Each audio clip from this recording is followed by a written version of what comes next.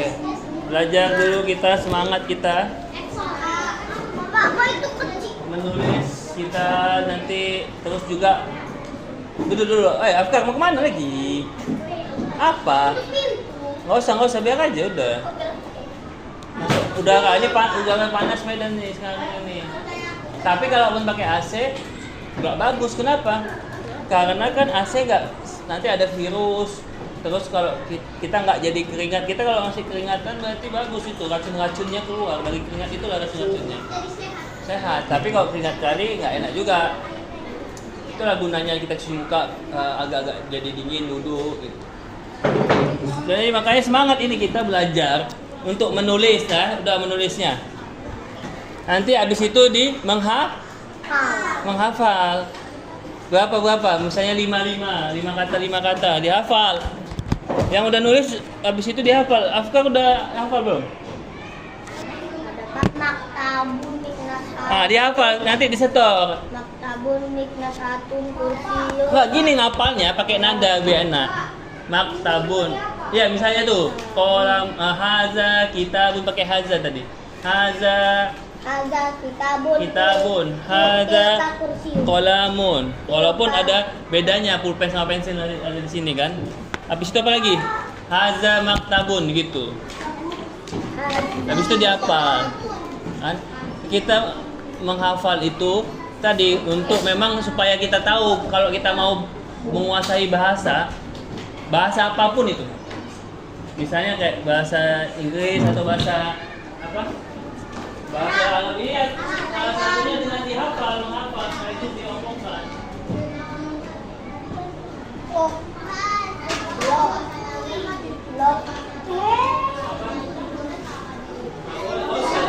Satu dulu, kita nggak bisa sekaligus banyak bahasa, bisa cukup bahasa Inggris sama bahasa Arab.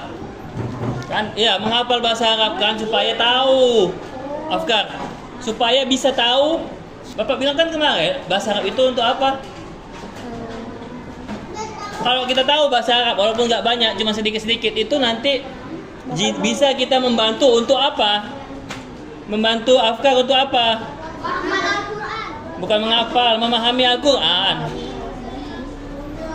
Kan? Kenapa harus memahami Al-Quran? Kenapa? Coba. Kenapa tadi? Karena Al-Quran itu adalah salah satu kitab. Iya, karena kita mau dapat hidayah, dapat petunjuk atau pedoman yang mana kita manusia ini nggak tahu harus melakukan apa, mana yang halal, mana yang haram, makanan yang haram apa, yang halal apa.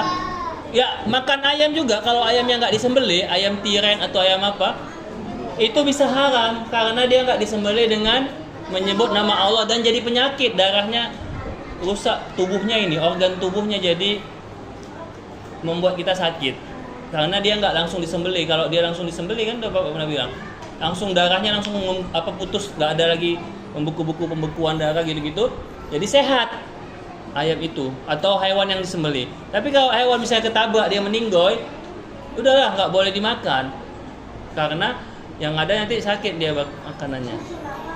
Karena darahnya udah kering. Iya, sama kayak zaman dulu di hutan-hutan ada rusa atau apa, pertama disuruh anjing kan untuk menggigit rusa itu sampai dia sakitan, habis itu baru disembelih rusanya atau hewan buruannya. Boleh zaman dulu tuh. Makanya hewan yang paling setia itu B1 tuh. Dia bisa nangkap bom, nangkap narkoba, banyak lah. Untuk polisi. Pintar, yang paling pintar, termasuk yang pintar lah, diantaranya gajah. Gajah itu yang pintar, dialah yang menjaga hutan itu. Monyet juga, tergantung monyetnya juga kan. Baru tadi B1. Kalau di laut, hewan yang suka sirkus, pernah ikut sirkus nggak? Lumba-lumba, kayak gitu, hewan-hewannya. Orka juga. Iya gitu, karena itu kayak punya, dikasih Allah punya sedikit otaknya gitu, otak orang gitu. Tapi nggak seperti manusia otaknya. Tapi manusia kalau nggak mau belajar ya otaknya jadi, Bapak bilang blong atau kopong, otaknya kosong, tahu kosong, ngemot, otaknya nggak ada gunanya. Jadi nanti kalau nggak ada otaknya, kalau otaknya nggak ada guna atau istilah orang nggak ada otak, nanti lah kalau udah besar jadi apa dia? Jadi nggak tahu lah, entah dia jadi tadi maaf tukang-tukang, ini jadi Gelbot. pembantu, jadi tukang sapu, tukang apa. Maaf cakapnya gitulah. Kenapa? Karena dia nggak mau belajar, nggak mau serius, nggak mau semangat. Itulah gunanya kita semangat belajar, semangat kita menulis, semangat kita dari kita kecil. Kata Nabi, dari mulai kita kecil, dari mulai kita lahir, terus umur setahun belajar. Dari kecil kita belajar. Dari bayi kita belajar caranya makan, caranya bicara, ya kan? Berjalan pelan-pelan. Jangan dulu berjalan, nggak boleh langsung berjalan. Nanti ada sarafnya yang lain. Merangkak dulu pelan-pelan. Adik saya udah bisa jalan. Alhamdulillah. Berjalan pun itu jatuh kan? Udah bisa jalan, udah bisa apalagi lari. Ada lagi, saya belajar naik sepeda. Saya Afgan, lalu sepeda. Balap BMX, freestyle, wah. Loncat 5 meter, berputar. Habis itu patah. Kayak gitu. Nah, nanti ada lagi belajar apa? Udah TK belajar membaca, belajar apa lagi menulis, menghafal surat pendek. Terus itu kata Nabi, belajar. Setiap hari belajar. Bahkan orang yang udah tua, udah kakek-kakek dan nenek harus belajar. Belajar apa namanya? Belajar untuk bertobat kepada Allah, belajar untuk dia supaya semangat, supaya dia siap dalam menghadapi kematian. Udah tua, saya udah tua kan, dia tetap harus belajar tentang kayak mana ini kalau mau meninggal kita harus ngapain, baca apa, atau doa sama Allah supaya doanya dikabulkan kayak mana. Kayak gitulah kita manusia belajar dari mulai kapan kata Nabi? Dari mulai lahir kita belajar terus, nggak boleh berhenti belajar. Udah tamat kuliah pun S1, S2, S3, STR, S cendol, S toger, S apa lagi? S krim, ya kan? ST, T kotak, T bulat, T segitiga, T lonjong, T botol. Itu tetap mau kita udah nanti si Kenan udah profesor, tetap harus belajar. Belajar apa? Lebih ikhlas, belajar lebih baik lagi, belajar lebih apa istilahnya, kasih uang itu lebih dermawan, lebih apa ya lebih beriman, lebih baik hati, lebih beriman. Itu terus belajar. Kenapa? Kalau kita nggak lebih baik, kita akan ditimbang Allah. Ada itu timbangannya, timbangan apa? Istilahnya ada neraca. Tahu neraca nggak? Neraca itu kayak apa ya? Kayak yang untuk timbangan gantung, Pak. Timbangan gantung gitu. Iya, timbangan gantung kan. Yang mana lebih berat yang turun? Yang mana yang lebih ini kan? Siapa yang bisa lihat timbangan itu? Siapa yang tahu timbangan itu? Saya. Nanti kan ada timbangan, namanya timbangan amal. Iya, Pak. Timbangan amal. Ini timbangan bayi, yang kanan ini ya kanan ya. Ini timbangan guru yang kiri ini. Timbangan ini. Bikin seimbang. Ya kalau dia kadang dosa, maksudnya dosa itu jangan sampai besar-besar. Saya dosanya mungkin sholatnya agak lambat, atau kadang dia malas berdoa, atau apalagi dosa yang agak ringan. Kalau agak pelit-pelit sedikit ya kan. Ya kan, misalnya kalian ada uang 1 juta, kalian cuma kasih uang 1.000, 5.000. Janganlah kalau 1 juta biasanya. Ya bisa 1.000 atau ya nggak bisa. Semua mana boleh. Nggak boleh sedekah itu banyak kali, karena nanti kakak untuk makan, untuk bayar listrik, bayar kuota, bayar Air. bayar sebelah, bakso, apalagi siomay.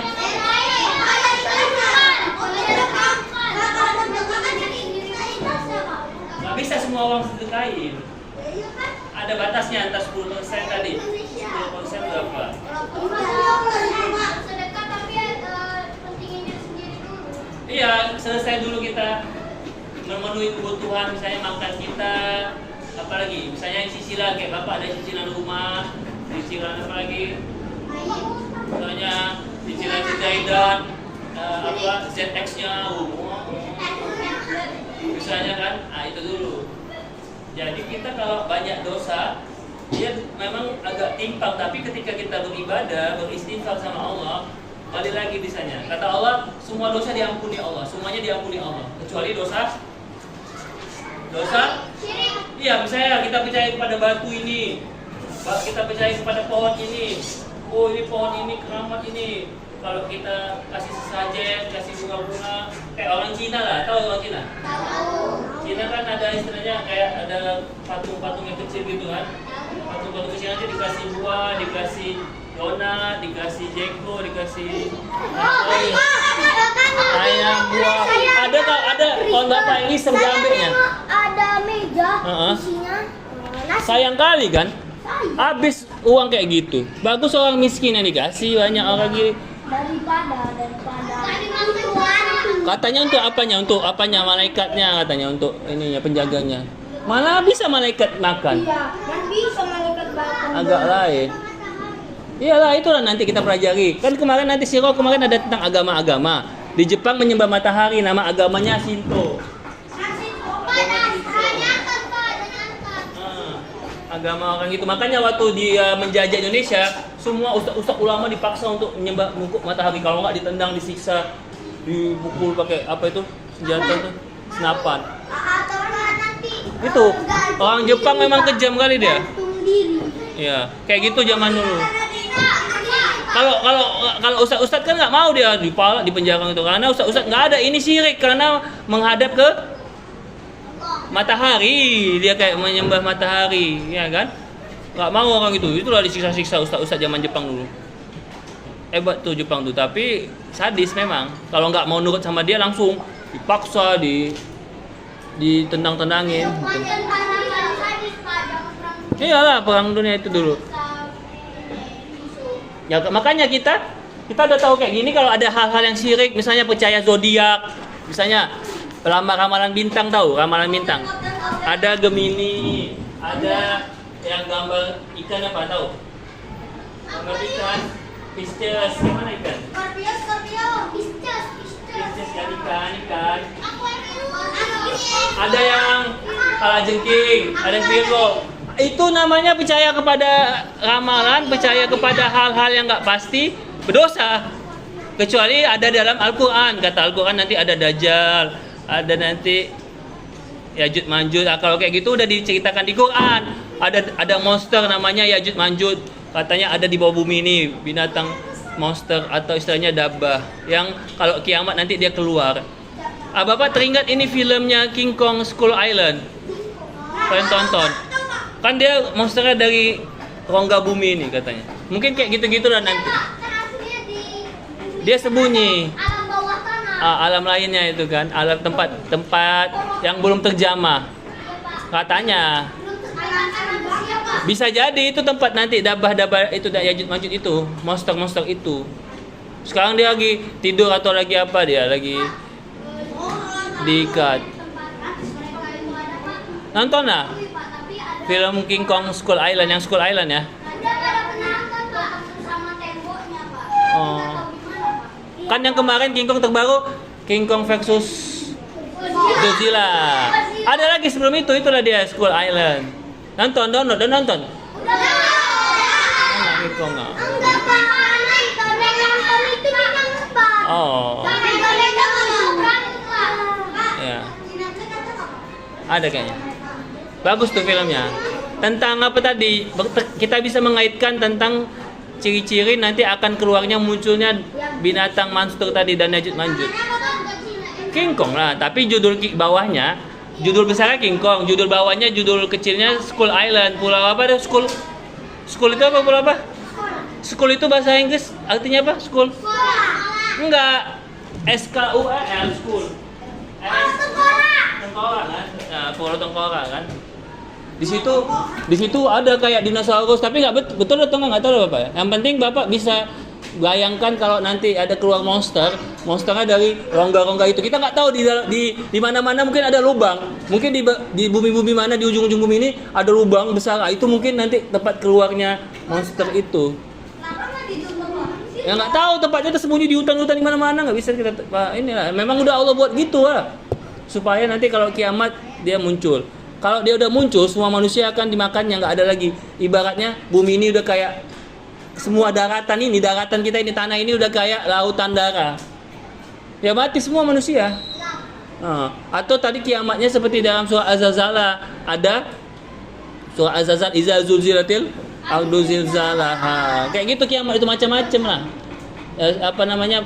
Bentuknya nggak tahu. Makanya jangan sampai bumi ini kiamat. Caranya supaya bumi nggak kiamat, Semua orang di dunia Islam. kan ada Allah tetapkan mungkin 100 tahun lagi, tapi karena banyak yang beribadah, banyak yang berdoa, banyak yang berzikir, buminya jadi nggak jadi. Ada dua skenario Allah. Pertama, oh bumi ini umurnya berapa miliar tahun, Allah kasih bumi ini cuma 1 juta miliar. Tapi karena ada afkar yang berzikir, ada si Zaidan, ada Balki berdoa kepada Allah. Siapa? Zafran. Ada Zafran, ada Ryan yang suka berdoa kepada Allah, bersedekah. Jadi kata Allah, udahlah di bumi ini masih banyak orang baik. Kalau semuanya udah jahat, semuanya udah syirik, udah kafir, itulah nanti akan ada apa, Fi? Kiamat. Tapi kiamatnya nggak langsung, mungkin pelan-pelan. Kayak Iza Zulzila tadi, Sinabung, Merapi, atau tadi monster itu keluar dulu, belum sampai yang hancur-hancur. Belum sampai tsunami kali. Tsunami-nya masih kecil-kecil lah. Tsunami di Aceh itu kan masih sampai cuman satu kota aja lah, berapa kota. Coba kalau tsunami satu pulau Sumatera hancur kayak zaman Nabi Nuh. Nabi Nuh sampai semua dunia ini habis, nggak ada lagi air, nggak ada lagi ini. Ya entah apa namanya, lebih dari tsunami lah. Iyalah katanya gitu. Ya banjir bandang lah namanya, banjir apa? The Great Flood ya, banjir yang hebat. Itulah Nabi Nuh dulu hijrah, dia cari tempat. Ya kan, mau ke planet Mars apa belum ada pesawat, ya udah di bumi dulu dia keliling-keliling sampai nanti dia udah nampak ada batang pohon atau ada nampak burung-burung, oh berarti udah ada nih pohon-pohon sedikit. Dia tengok katanya di Turki kan Nabi Nuh. Kalau Nabi Musa hijrahnya yang kemarin Bapak bilang dari apa, Bi? Dari tempat Firaun. Dari tempat Firaun Nabi Musa. Kan ada ini namanya apa namanya? Piramid, ya kan, piramida ini dibangun oleh orang sekarang namanya, yang membangunnya adalah masyarakat Israel yang membangun. Dulu kakek-kakek apanya, kakek buyutnya, kakek apa mau itu ya kan.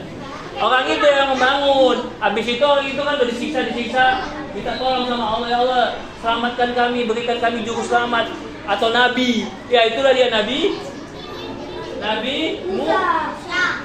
Musa yang datang menjadi nabi utusan penyelamat kaum Bani Israel dari Mesir ke Palestina.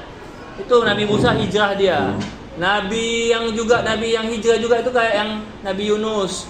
Dia kan semacam apalah ya, udah sedih kali, akhirnya dia kayak mau naik kapal pindah pulau, akhirnya dimakan ikan nun namanya, nama ikannya. Iya, hah? Ikan duyung, ikan paus nggak tahu lah, entah paus apa. Udah. Saya melihat di YouTube, Pak. Masa Nabi Musa kayak gini, Pak? Nggak ada, itu nggak mungkin lah. Mungkin Nabi Yunusnya kayak dilindungin gitu kan. Nabi Ibrahim juga hijrah ya kan, dari Palestina itu membangun Ka'bah. Jadi Afik besok sirah itu udah siap Ka'bahnya.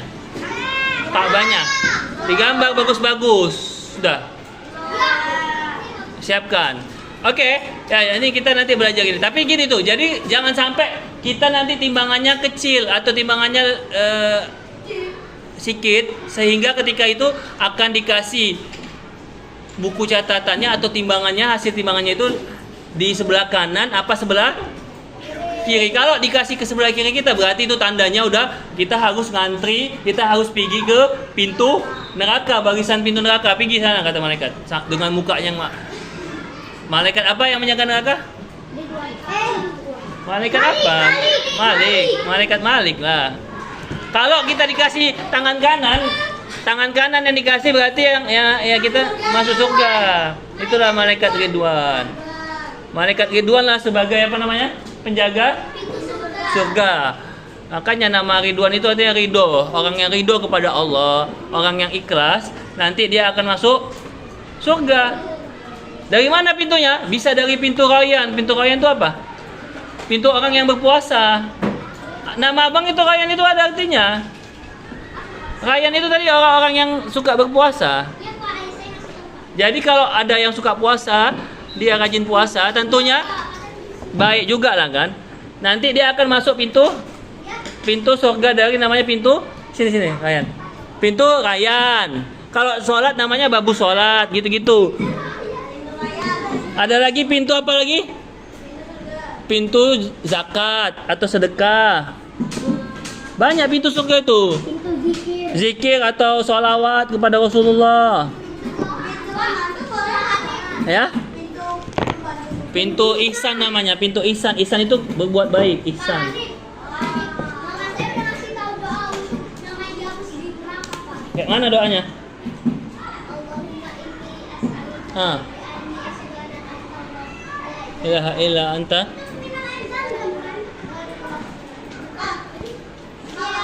Ya. Namanya siapa? Enggak lah, mana? Bukan.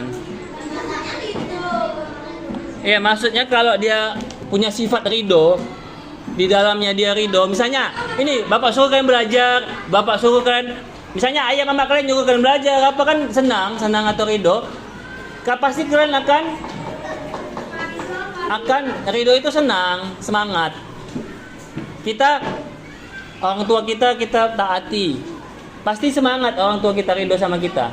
Kayak gitu juga Allah, kalau Allah ditaati, pasti Allah juga akan ridho sama kita. Seandainya semua manusia ini kufur, seandainya semua manusia ini melawan Allah, nggak ada, Allah tuh nggak apa-apa, nggak ada efeknya, nggak masalah bagi Allah.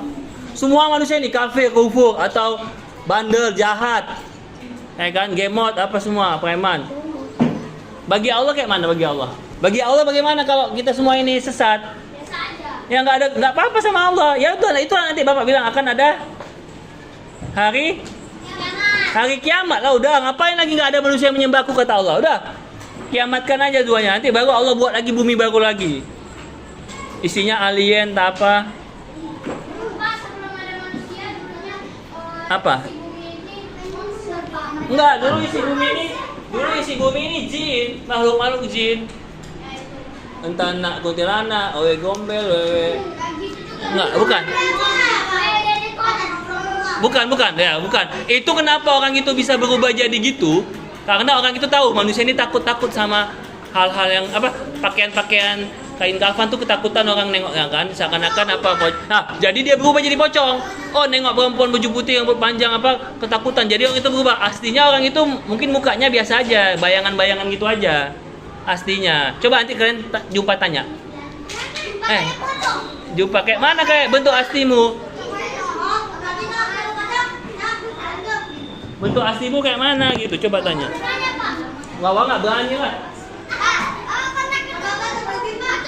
Kalau pun ketemu bapak dalam hati? Nggak pernah.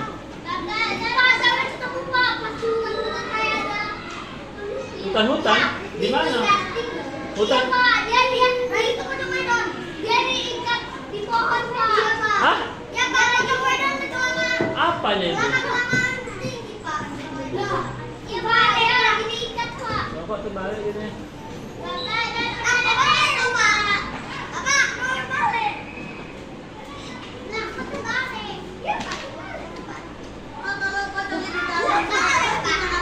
Ya?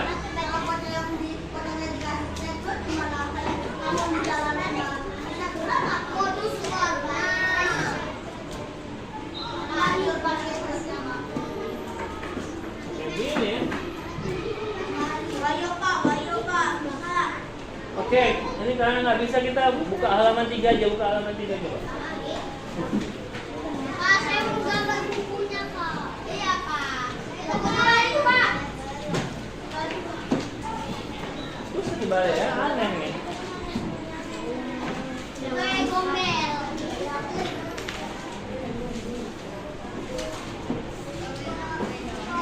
Ayo buka halaman 3-nya ya. Nadaha mujidan wa illa lama wujidan. Nah, tapi inilah nih memang mulhid ini. Ateis yang nggak percaya Tuhan ini memang penyakit hati yang merasuki akal. Sehingga akalnya nggak bisa berpikir. nggak senang sama agama, identitinya, dia nggak merata semua agama, sama semua pikir, jelebaunya.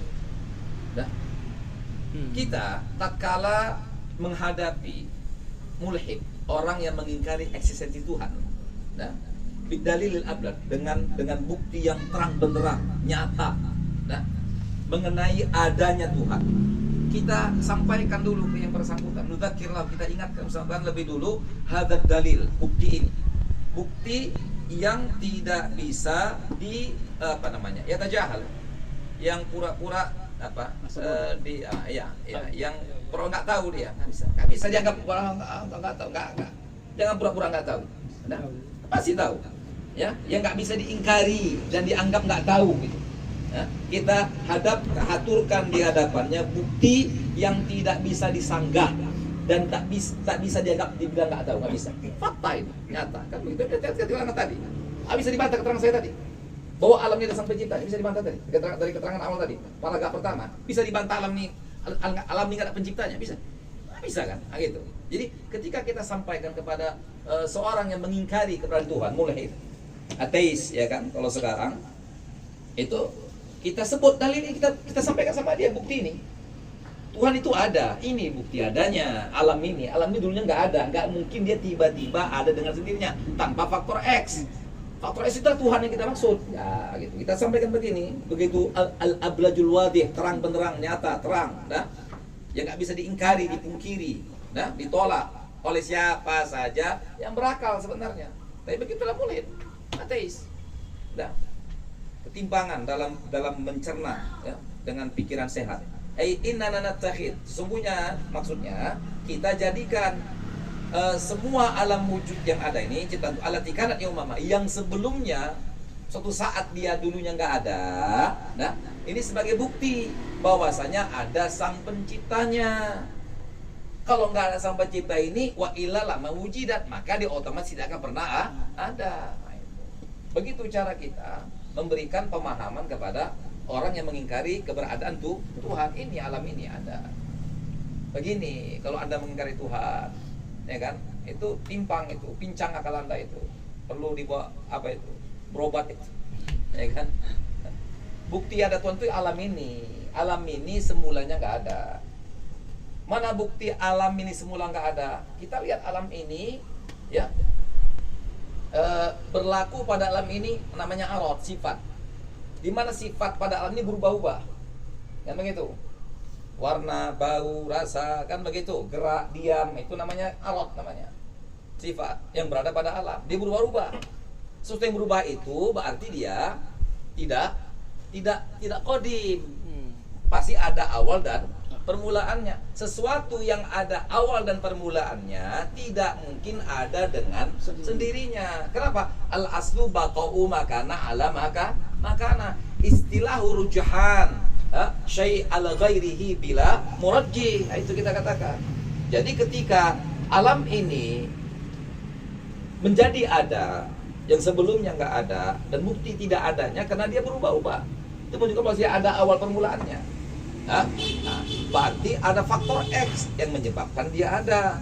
Karena tanpa faktor X nggak mungkin dia ada. Ketika dia ada, maka keberadaan alam ini bukti nyata adanya faktor X sang pencipta itu. Karena tanpa faktor X, alam tidak akan pernah ada. Begitulah kita memahamkannya kepada siapa? Ateis, mulhid tadi.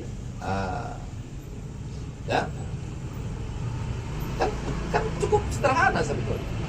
Tapi entah bagaimana mereka masih bisa, bukan masih bisa ya, masih bodoh untuk menangkap kebenaran ini. Terlalu bodoh untuk menangkap kebenaran ini. Mutajahil, ya kan?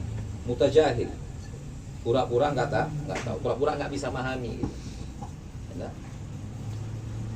Inna nanattakhid min hadhil mawjudati allati kanat yawman ma ma'dumatan dalilan. Jadi kita jadikan, ya, kita posisikan alam yang semulanya suatu saat dulunya nggak pernah ada sebagai bukti ada sang penciptanya. Sebab tanpa sang pencipta otomatis alam ini tidak akan pernah ada. Kenapa? Karena kaidahnya al aslu baqa'u makana ala makana. Istihalur rujahan syai' ala ghairihi biduni murajjih. Nah, itu. Nah. Fa kaifa yakunu hadha alladhi narahu bil aqli wal bil ilmi dalilan ala wujudil khaliq hijaban fil waqti dzatihi yufassil insana an ru'yatil khaliq. Bagaimana kiranya, kata saya putih, fa kaifa yakunu hadha alladhi narahu, bagaimana kiranya kita lihat, kita dapati, kita amati, kita resapi, kita jiwai dengan akal, dengan ilmu, di mana semua ini yang kita resapin ini jadi dalil, bukti adanya Khalik sang pencipta. Kok bisa semua yang jadi bukti adanya Khalik kok jadi hijab di waktu yang sama, menjauhkan orang untuk bisa mengimani, melihat, mengimani sang Khalik tadi. Nah, gimana kira-kira? Apa namanya itu, bukan qahariyatullah? Nah, kan aneh itu. Ini kan sesuatu yang menjadi fakta dan kenyataan, bukti tak terbantah bahwa Tuhan itu ada pastinya. Kok tiba-tiba di saat yang sama jadi hijab, menghalangi seorang untuk bisa melihat Tuhan, meyakininya, mengimaninya, mempercayai adanya gitu. Kok bisa? Nah, idzan fala budda an nuraddida ma'a bani ata'illahi istifhamahu at-ta'ajjubiyyah wal inkariyah wa an naqula ma'ahum kaifa yutasawwar ayuhjabahu ay Allah ta'ala syai'un wa huwa alladhi adhara kulla syai'. Jika demikian, fala budda, mari pasti ya, an-nuraddid, kita ulang-ulangi kembali bersama Sayyidil Imam Muqtasakan rahimahullah anhu istifhamahu, ya, pertanyaan beliau yang yang mengherankan, istifham ingkar yang mengherankan beliau, ya, dan mari kita sama-sama beliau mengucapkan kalimat yang beliau tuturkan. Kasih juga dari Bapak Hanif. Tentang menanggapi tadi. Oh, Pak Hanif menanggapi Ya. kata bullying apa? Ya, Kenalkan. Kami persilakan. sedikit Bu tentang bullying itu kan. Maka itu pentingnya komunikasi tadi Bu, ya kan. Mungkin insya Allah guru-guru di sini kalaupun ada itu terjadi, itu tadi anak tadi kayak kita dikumpulkan, di muhasabahi lah gitu kan, di muhasabahi, dikasih tahu, termasuk dari dukungan orang tua juga, biar doktrinnya tadi ya bisa sampai gitu kan. Komunikasi kuncinya kan itu, komunikasi. Kita nggak tahu mungkin kan, mungkin anak itu dari TV atau dari lingkungannya terpengaruh kan gitu kan. Oke, jadi lagi-lagi tadi insya Allah kami akan kumpulkan gitu, bicarakan baik-baik atau nasihati dari hati ke hati untuk anak itu. Oke, dan dari orang tua juga kami minta dukungannya untuk memperhatikan terus anak itu kan, di rumah diarahkan, dinasihatkan gitu kan. Dan yang paling penting memang kan kalau kita mau mendidik anak itu kan ada 3 tipe anak kalau dari ininya, emosionalnya. Ada yang anak itu bisa tegas, disiplin, ada yang standar gitu kan, kadang disiplin, kadang enggak, ada yang 3 yang bandel. Sebenarnya bandel itu mungkin dia masih proses, masih mencari itu istilahnya jati diri, kita bentuk lah dia.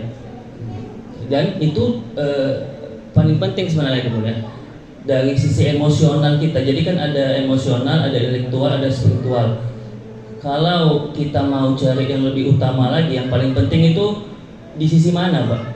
Kalau untuk anak-anak, kita fokusnya ke intelektualnya atau ke apanya? Kemana, Bu? Kalau spiritual kayaknya anak-anak itu paling sedikit-sedikit lah diarahkan atau dikasih karena belum maksimal. Yang mana yang paling penting untuk saat dia masih dalam perkembangan itu, di intelektualnya atau di emosionalnya? Ya tentunya di emosionalnya tadi. Jangan sampai dia bandel, jangan sampai dia, kalaupun anak itu lasak, mungkin dia namanya bukan lasak karena istilahnya kurang negatif gitu kan. Paling namanya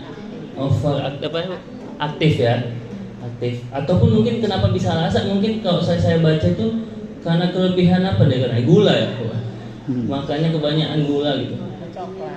Coklatnya berlebihan. Kalau gula dari buah atau dari yang alami nggak masalah gitu, atau Nah itulah dia. Jadi emosional. Maka kalau kita kaji lagi di kelas TK itu fokusnya ke emosionalnya.